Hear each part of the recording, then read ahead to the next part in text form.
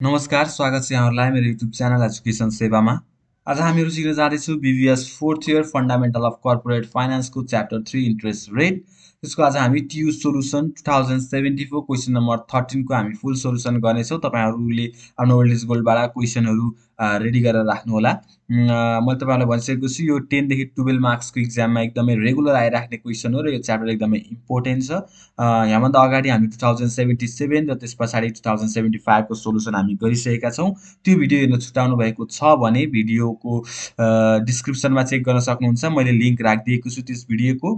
त्यहाँबाट पहिला त्यो भिडियो हेर्नु होला, त्यसपछि मात्र यो भिडियो हेर्नुभयो भने तपाईहरुलाई धेरै सजिलो हुनेछ। र भिडियो सुरु गर्नुभन्दा पहिला यदि मेरो च्यानलमा तपाईहरु नयाँ हुनुहुन्छ भने मेरो च्यानललाई सब्स्क्राइब गर्न नछुटाउनु होला र भिडियोलाई लाइक र साथीहरुमा शेयर पनि गरिदिनु होला। र सुरु गरौँ आजको video.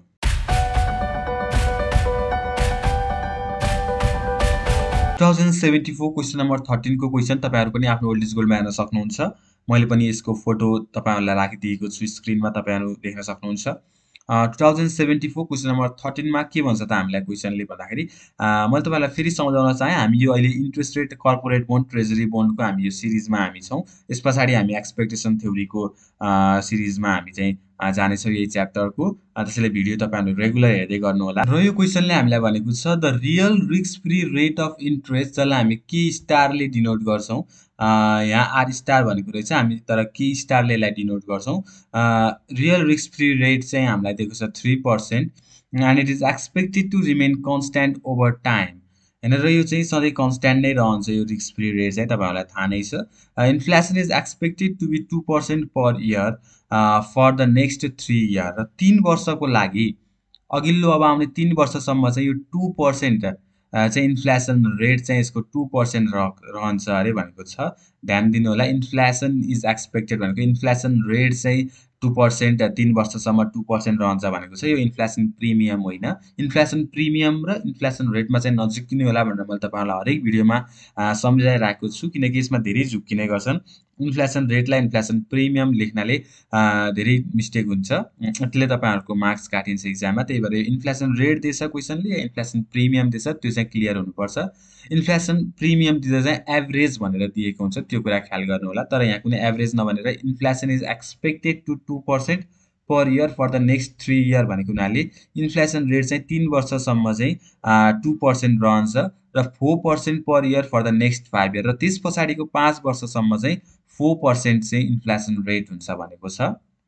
The maturity risk premium is equal to 0.1 t minus 1% भनेको छ।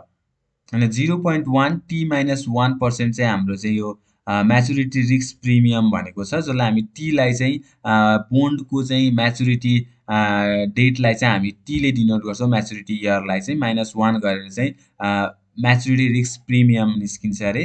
यहाँ भनेको छ क्वेसनले T is equals to the bond maturity, बोन्ड्सको म्याच्युरिटीलाई चाहिँ टी ले डिनोट गरेको छ। र डिफल्ट रिस्क प्रिमियम चाहिँ डिआरपी जसलाई हामी सर्टकटमा लेख्छौं 1.3% चाहिँ हामीलाई क्वेसनले दिएको छ। र ए मा हामीलाई सोधेको छ एभरेज एक्सपेक्टेड इन्फ्लेसन रेट, जुनमा हामी आईपी इन्फ्लेसन प्रिमियम निकाल्छौं। नेक्स्ट 4 इयर भनेको आईपी 4 निकाल्छौं यसमा हामीले।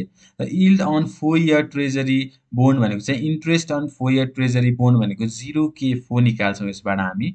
What is the yield on 4 year BBB rated corporate bond with liquidity premium of 0.5% भनेको छ। अघिसम्म हामीलाई यहाँ 4% ट्रेजरी बोन्डको चाहिँ हामीलाई यील्ड निकाल्न भनेको थियो, इन्ट्रेस्ट रेट निकाल्न भनेको थियो भने सी ले चाहिँ हामीलाई कर्पोरेट बोन्डको चाहिँ यील्ड निकाल, इन्ट्रेस्ट रेट निकाल। तर जतिखेर चाहिँ लिक्विडिटी प्रिमियम चाहिँ 0.5% हुँदाखेरि ट्रेजरी बोन्डको होइन कि कर्पोरेट बोन्डको चाहिँ यील्ड अनि इन्ट्रेस्ट रेट चाहिँ कति हुन्छ भनेर सोधेको छ। 4 इयरमा भनेको छ, याद गर्नु होला। 0K4 निकाल्छौं यो दुईटा, एउटा ट्रेजरी बोन्डको भने एउटा कर्पोरेट बोन्डको। अर्को भनेको छ हामीलाई yield on 8 year treasury bond, 0K8 निकाल्ने। Interest rate on 8 year treasury bond निकाल्छौं हामीले एउटा ट्रेजरी बोन्डको।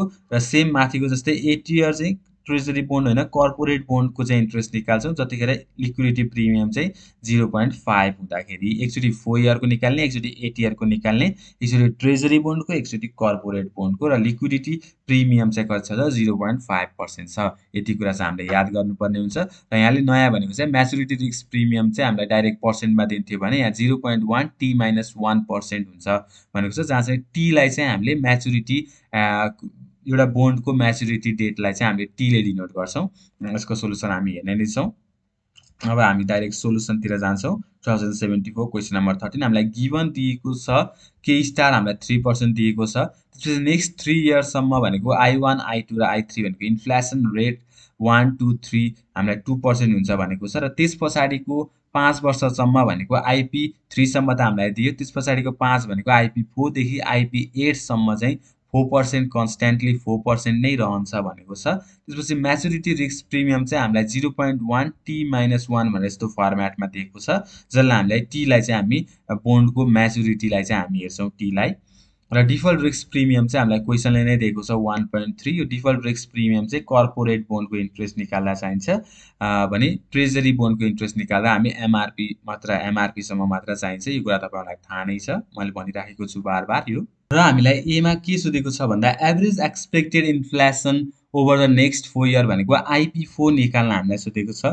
IP4 निकाल्न तपाईहरुलाई सिकाइसकेको छु मैले IP4 IP5 जति भने पनि त्यही इयरसम्मको inflation rate divided by n भनेको जति इयरसम्मको सोधेको छ त्यति इयरले चाहिँ हामी डिभाइड गर्छौँ। यहाँ IP4 सोधेको हुनाले हामीलाई 4 इयरसम्मको इन्फ्लेसन रेट चाहियो डिभाइड बाइ हामी 4 गर्छौँ। हामीलाई I1 I2 र I3 चाहिँ 2% हुन्छ भनेर हामीलाई क्वेसनले दिएको छ। त्यस पछाडिको 5 इयर यानि कि 8 वर्ष 8 वर्ष 4 वर्षदेखि 8 वर्षसम्म चाहिँ 4% हुन्छ हामीलाई क्वेसनले दिएको नै छ। त्यसैले I1 I2 I3 2% हुने हुनाले direct 2% into 3 year plus IP4 1 वर्षको मात्र चाहिँ हामीलाई के छ त 4% हामीलाई यहाँ क्वेसनले दिएको नै छ। त्यति गर्दाखेरि डिभाइड बाइ 4 गर्दा 2.5% चाहिँ IP4 inflation premium for year 4 आउँछ र हामीले डाइरेक्ट यसरी 2% 2% 2% गरेर 3 इयरको देखाएर गर्दा पनि हुन्छ तर यो लामोदेखि अलि धेरै वर्षको निकाल्दाखेरि चाहिँ एकदम लामो हुन्छ। त्यसैले डाइरेक्ट जति वर्षको भनेछ त्यति इन्टु इन्फ्लेसन रेट हैन प्लस 4% गरेर हामीले डाइरेक्ट सर्टकटमा 2.5% यसरी गर्दा पनि हुन्छ तपाईहरुले। त्यस पछाडी हामीलाई बी मा सोधेको छ yield or interest rate on 4 year treasury security हैन यील्ड भनेर अथवा interest rate on 4 year treasury security भनेको 0K4 हामीलाई सोधेको हो। 0K4 को हामीलाई फर्मुला थाहा छँदैछ K star plus IP plus MRP corporate bond हो भने हामी लिक्विडिटी रिस्क प्रिमियम र डिफल्ट रिस्क प्रिमियम पनि जोड्छौँ तर ट्रेजरी बोन्डमा चाहिँ हामी MRP सम्म मात्र हामी एड गर्छौँ।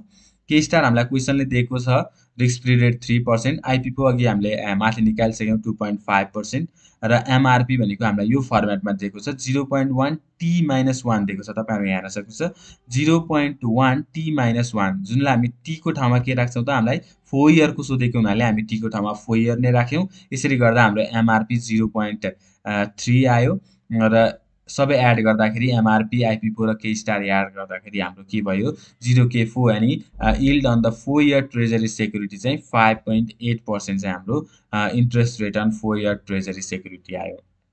र सी मा चाहिँ हामीलाई ती 4 इयरमा चाहिँ हामीलाई कर्पोरेट बोन्डको इन्ट्रेस्ट रेट निकाल्न भनेको छ जुनमा चाहिँ हामीलाई लिक्विडिटी रिस्क प्रिमियम चाहिँ 0.5% छ भने interest rate on corporate bond अथवा yield on 4 year corporate bond भनेर हामीलाई सोधेको छ। अरु कुरा सब सेम हो हामीले डिफल्ट रिस्क प्रिमियम र लिक्विडिटी रिस्क प्रिमियम चाहिँ हामीले बढी एड गर्नुपर्ने हुन्छ कर्पोरेट बोन्डको यील्ड निकाल्दा। अब हामीले 0K4 यानी yield on treasury yield on corporate bond for 4 year निकाल्दाखेरि K स्टार IP पनि इन्फ्लेसन प्रिमियम पनि 4 इयर चाहियो। MRP अघि हामीले सेम जे माथि निकाल्यौँ त्यही नै हुन्छ 4 इयरको र डिफल्ट रिस्क प्रिमियम र लिक्विडिटी रिस्क प्रिमियम चाहिँ हामीले कर्पोरेट बोन्डको ट्रेजरी इन्ट्रेस्ट रेट निकाल्दाखेरि हामीले जोड्नु पर्ने हुन्छ। त्यही नै हाम्रो यहाँ एक्स्ट्रा कुरा हो 3% प्लस 2.5% MRP अघि हामीले निकालिसक्यौँ 0.3 डिफल्ट रिस्क प्रिमियमले हामीलाई क्वेसनमा नै भनेको छ 1.3% LRP हामीलाई क्वेसनले दिएको छ 0.5% यति गर्दाखेरि 7.6% चाहिँ कर्पोरेट बोन्डको इन्ट्रेस्ट 4 इयरमा चाहिँ कर्पोरेट बोन्डको इन्ट्रेस्ट 7.6% हुन्छ भन्ने कुरा हामीले यसरी निकाल्न सक्छौँ। अब अर्को पनि सेम कुरा हो तर 8 इयरको हामीलाई सोधेको छ। अब 8 इयरकोमा हामीलाई सबै इन्फ्लेसन प्रिमियम पनि 8 इयरको नै चाहिन्छ अनि अब 0.8 भनेको हामीलाई सुरुमा ट्रेजरी बोन्डको हामीलाई टीममा सोधेको छ। ट्रेजरी बोन्डकोमा हामी एमआरपीसम्म मात्र जोड्छौँ। यसमा लिक्विडिटी रिस्क प्रिमियम र डिफल्ट रिस्क प्रिमियमको आवश्यक पर्दैन। के स्टार हामीलाई 3% दिएको नै छ।